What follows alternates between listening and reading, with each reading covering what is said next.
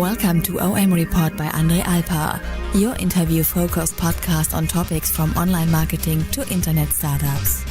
All right, so today's version of OM Report is with Brett Geddes. Brett, can you please introduce yourself if people don't know you yet? Yes, I am Brett Geddes, the founder of Certified Knowledge, which is a training and tool site, founder of AdWords, which is an ad testing platform, and the author of Advanced Google AdWords, which third edition came out about a month ago. All right, so how many, is it official, how many books you've sold so far? Because I mean, your market is great here in the US, and I think the English books are also sold overseas, right? They are. I have no idea, honestly, how many books have been sold. But it's like the bestseller?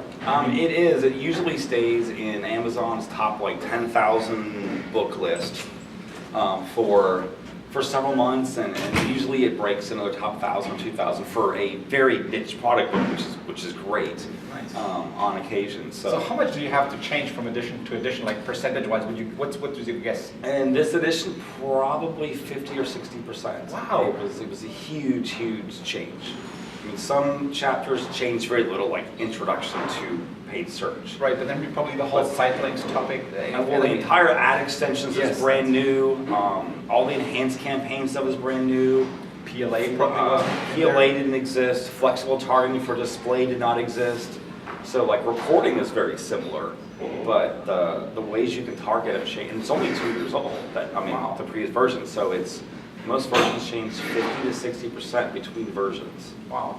Well, so would you suggest people to not get into the topic at all because the knowledge diminishes so fast? Or what's your suggestion for people to do? You mean from learning standpoint? Yes. So books are still good because they can go into a depth of level that is very hard in other mediums. I mean, the book is 657 pages. Wow. So they're still very good, and what's nice is to know where things have changed. So like since the book launched, Google has changed 1 per click to converted clicks. I mean, just one metric number, but it's the same thing.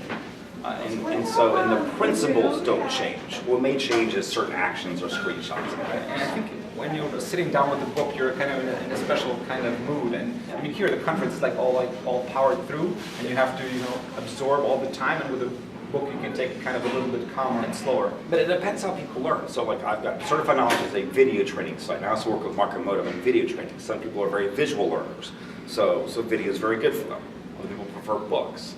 Other people, books are tough because they've got to carve out their own time to read it. So like here we do full day, 8-hour workshops, and so it's packed. Must sit down, you learn it all at once. It's a lot of information at once. But so because people learn differently, it's more, let's make the content available in various ways, and so depending on your learning style, you can still learn and get better at what you're doing.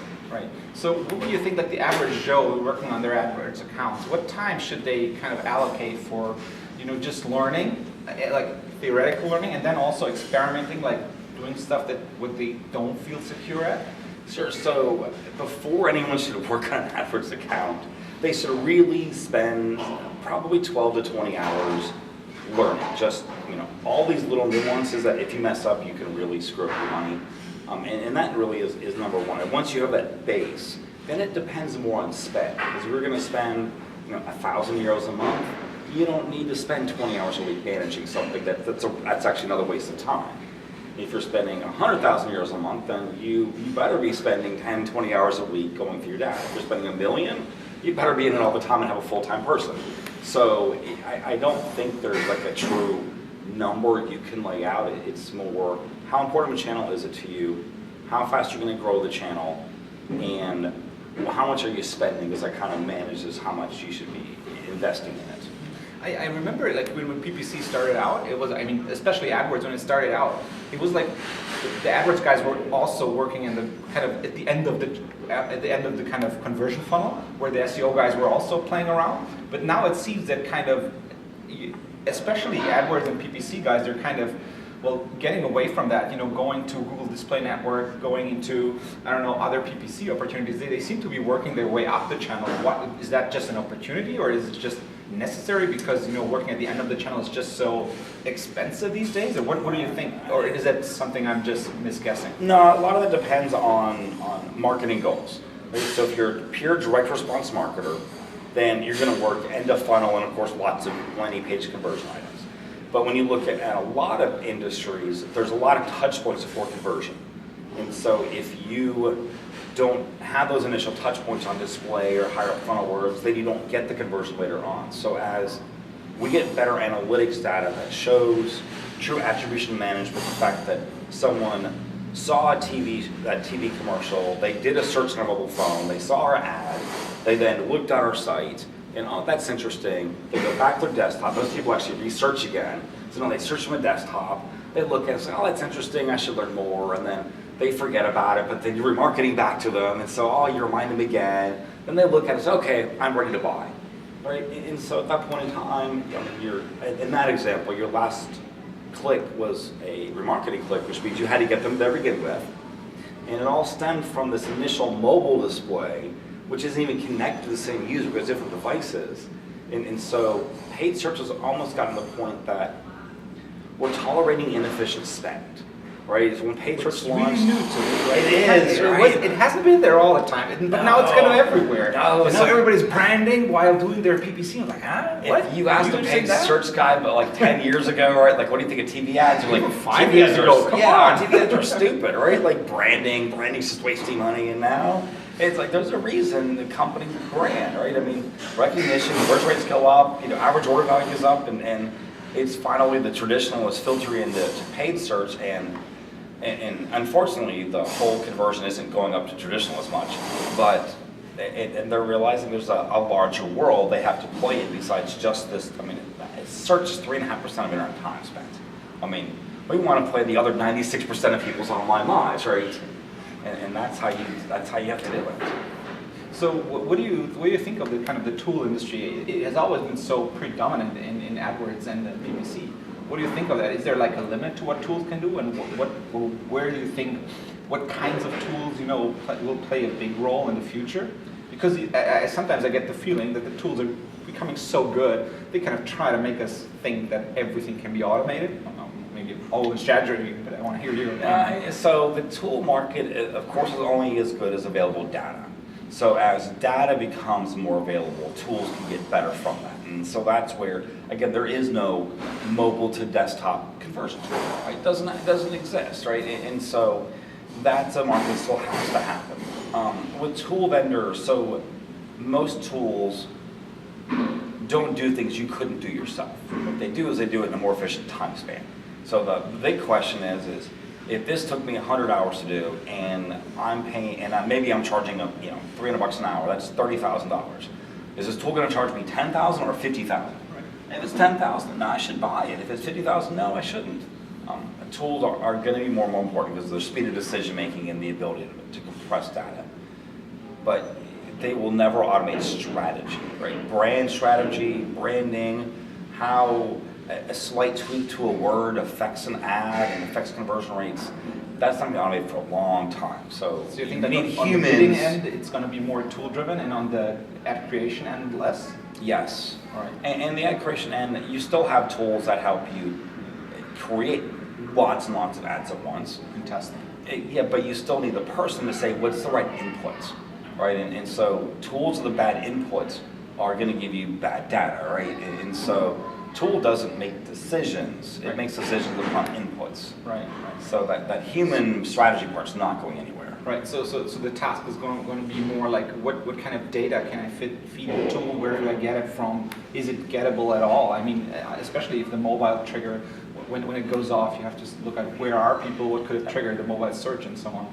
Yep. And that's where, like in the U.S., we have a lot of advantage over other countries in the fact that, well, advantage is advantage if you're a marketer versus a consumer, because there's a lot of data available about users. Right. So that's very unique in the US. Yeah, right. I mean, I can deal with ComScore, BlueKai, and all these data sources that can give me income levels and how people own a house versus a condo versus a boat in a geography, and then I can tweak my ads that way. And there's a lot more data about people here. Are consumers aware in the US about this? Oh, or is it more marketers being aware and amazed about it? Consumers are aware there's privacy issues, no question about that. I mean, the whole Snowden thing has made this pretty much a global viewpoint, right? A spotlight into this. They're not aware of sometimes the data sources. when they're giving away data they don't realize, and things like census data are just open. I mean, if you take the census, you're asking how many people live here, and that kind of stuff is pure open market. So in some cases they're worried about it, in some cases they don't realize where some of this data initiated. Some of the stuff has been tracked for 50 years, they just don't know it. But that gives you amazing possibilities to adjust your bidding strategies to. It does, and so exactly, right? It gives you a lot of abilities to create bidding hypotheses. And then to say, yeah, we think this would be better because we're selling boat covers and more people own boats in this area, or hey, there's this lake over here, people who live there have boats too, and so therefore we should up our spends in that range and then reduce them in areas where there's no water around them, whatever it happens to be. So what's different? I mean, you travel the world, teaching about AdWords. What do you think are differences between here or in Germany or in other countries that you have kind of exchange experiences in? Yeah, so you have, by country, of course, you have a different sophistication level, right? So US is a very sophisticated market. Germany is a very sophisticated market. You have countries who, or even continents like Africa, they skip the desktop generation, right? They access the internet first from a mobile phone. So their viewpoint is through a small screen, not a big screen, right? If you think of Germany and US, UK, I mean most countries really, we start off in desktops, and then we realized mobile devices are awesome, are great, and so we took our desktop experience and made it a mobile experience. In other countries, they skip the desktops, and so the data available is more mobile driven, which in some cases of carriers past that is way more location driven than other areas are. So in certain countries you have better location data, other countries you have better consumer information data, other places it's more census data. So I mean, your marketplace sophistication is important. Your business type is important. I mean, if you go to South America, it's a lot of local businesses driving people into, as opposed to huge amounts of e-commerce. Right. So the advertisers are people who want people actually in their store. They're not selling a service online. Yeah, then maybe there's obviously some who sell service online, but that's a big goal, right? I mean, it's a goal here. If you look at Germany, there are companies in Germany who find better success if they don't take credit cards online, but they actually do paper invoices. Now, in the U.S., if we did paper invoices, this would be a nightmare, right? But it's something that happens in Germany. Right. Okay, that's good stuff. All right, then thanks for the interview. Thank you. Thanks. OMReport and Andre Alpa would like to thank you for your attention. You can get more episodes on www.omreport.de.